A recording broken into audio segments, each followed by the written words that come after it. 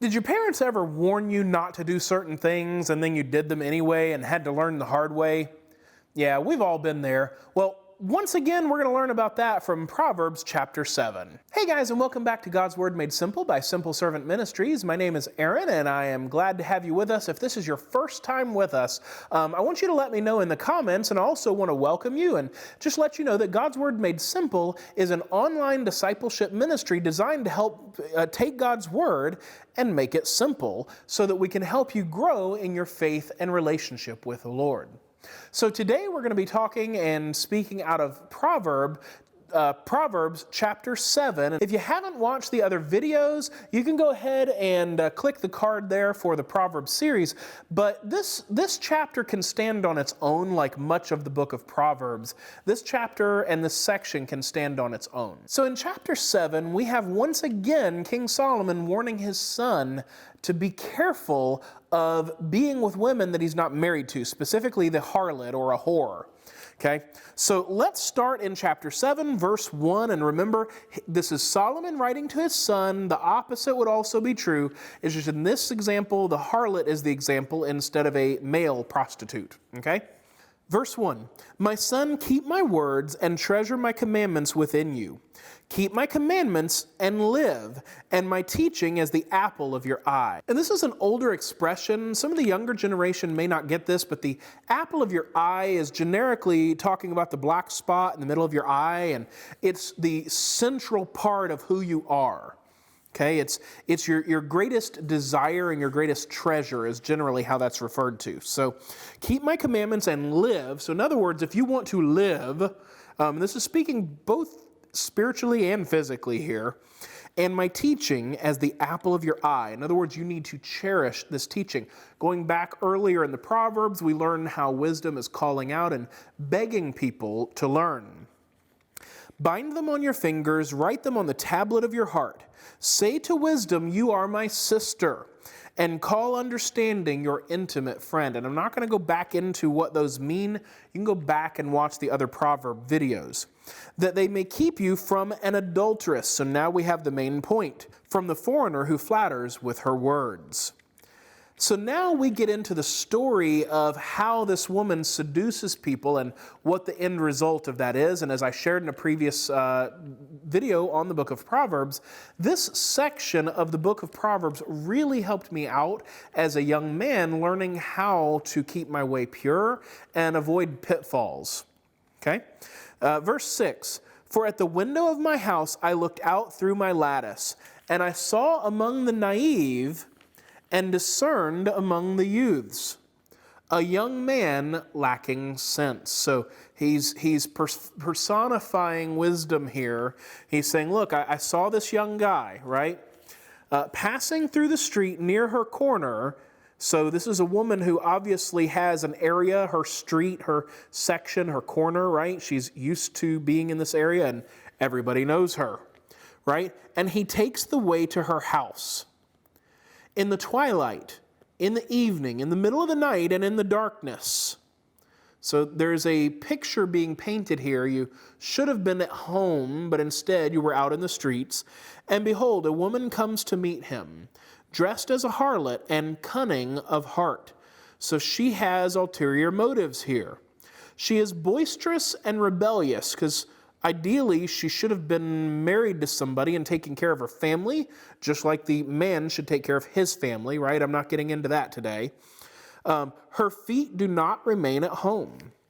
She is now in the streets, now in the squares, and lurks by every corner." So this is just a woman that is just everywhere looking for trouble and looking for who to destroy, as we learned in the previous video. "So she seizes him and kisses him, and with a brazen face she says to him." So in other words, she has no shame, right? And we've seen enough TV. We understand that prostitutes don't. They're trying to make a buck, okay? "I was due to offer peace offerings. Today I have paid my vows." So in other words, she's saying that she is ceremonially clean. This would have been appeasing or appealing. So, in other words, she's good. You don't have to worry about her. "Therefore, I have come out to meet you." Now, notice it said to meet you, right? he is demonstrating to us the way that she is tricking this young, naive man. Oh, I picked you, honey. I came out to meet you. Yeah, you did. There's a sucker born every minute, as the other old saying goes. Therefore, I have come out to meet you, to seek your presence earnestly, and I have found you. Well, nothing honest about that. I mean, she's being legit in that she is seeking him out, but it's not with good motives. And then verse 16, I have spread my couch with coverings, with colored linens of Egypt. I have sprinkled my bed with myrrh, aloes, and cinnamon. Come, let us drink our fill of love until morning. Let us delight ourselves with caresses. So, in other words, the couch would have been what we would call a bed. So in other words, hey baby, I got clean sheets at home. I put on the scented candles. I got the perfume. I bathed. I'm all ready for you. Let's make love all night, right? Like that oldies song, right? All night long, right? That's what she's saying, you know. Let us drink our fill of love until the morning. Let us delight ourselves with caresses. Then verse 19, my husband is not at home. So she's even admitting she's got a husband, but she's not at home. But he's not at home. So the old expression, when the cat's away, the mouse will play, right? He has gone on a long journey. So she is defeating every argument that this guy could possibly have before he's even had a chance to speak, right? This guy's walking along. Now, it would appear to me that he was naive, but allowing himself to be in that situation, and now he's caught in the trap, the honey speech that we talked about in the last video, right? So she is answering every objection that he could possibly have before he even raises the objection. You know, the bed's prepared and cleaned, everything smells good, because remember, they didn't bathe the way that we do, right? But she had, right? She was ceremonially clean, so hey, the religious side is good, the practical side is good. By the way, my husband's not home, I'm all alone tonight, right? He has gone on a long journey. He has taken a bag of money with him, and at the full moon, he will come home. So in other words, he ain't going to be home for a long time. With her many persuasions, she entices him. So he's the naive one. He wasn't necessarily looking to do evil, but he put himself in a situation to where he was tempted beyond what he had the ability to deliver himself from. Does that sound familiar? Don't be naive. With her flattering lips, she seduces him. Suddenly, so in other words, the hormones kicked in, suddenly he follows her as an ox goes to the slaughter. And if you've ever seen animals being corralled into a slaughterhouse, right, they have no clue what's coming. I mean, they don't want to be corralled, and they know something is up and not quite right, but they don't know what's coming. They walk right in there. They don't know. Okay, and especially, we're talking way back in the day, not even the modern day, right? Okay, so suddenly he follows her as an ox goes to the slaughter. In other words, he's being a dumb animal and he's acting as a dumb animal, or as one in fetters to the discipline of a fool. Verse 23, until an arrow pierces through his liver, as a bird hastens to the snare, so he does not know that it will cost him his life. So if a bird falls into a snare or gets trapped into a snare, it's because it was chasing something. It raced there, not seeing the trap laid before it, right? So there's a lot of word pictures being painted here to prove how dumb this is, and yet the guy is so both naive, and now he's got the hormones going. He allowed himself to be tempted in this way. And he can't control himself. I mean, technically he can, but realistically, he's done. He's already been trapped and doesn't even realize it yet.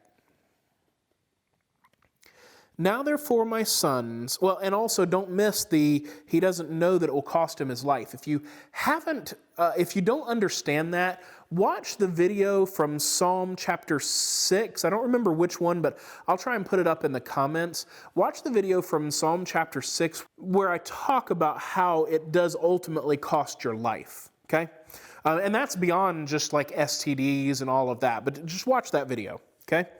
Verse 24, now therefore my sons, so now he's talking to multiple sons, listen to me and pay attention to the words of my mouth.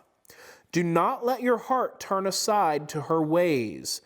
Do not stray into her paths. So protect your heart And don't even go down that road, quite literally, don't even go down that road. Don't allow yourself to be put in a position to be tempted beyond what you can bear.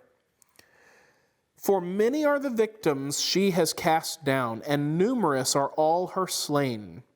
Her house is the way to Sheol. Remember, that's an Old Testament. There were 3 basic words that they would use that we would say something like hell, right, or death.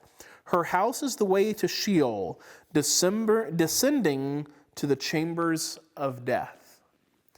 And guys, like I talked about in the previous video, when you sleep around, nothing good comes from it. It will cost you your life. If not literally physically in the immediate moment, it will cost you everything. As one of my favorite pastors used to say, sin will take you farther than you were ever willing to go, and it will cost you more than you were ever willing to pay.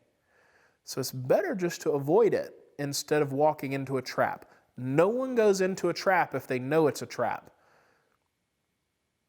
You know that going down that path will lead to a trap. That's the same thing as knowingly walking into a trap. And the Bible would call that being first naive and then a fool. Guys, let's not be fools. Let's be wise. Let's cling to wisdom and honor the Lord. All right, guys, that is it. Again, if you enjoyed this video, please hit the subscribe button and the bell icon to make sure that you don't miss any other videos that come out. Give me some love with a like button in the comments. Let me know what you're thinking about this and, any passages in particular that were meaningful to you as well in this area. And also remember, this applies equally to men and women. This is just Solomon talking to his son, so that's why it's a focus on female harlots. Guys, thank you very much, and God bless.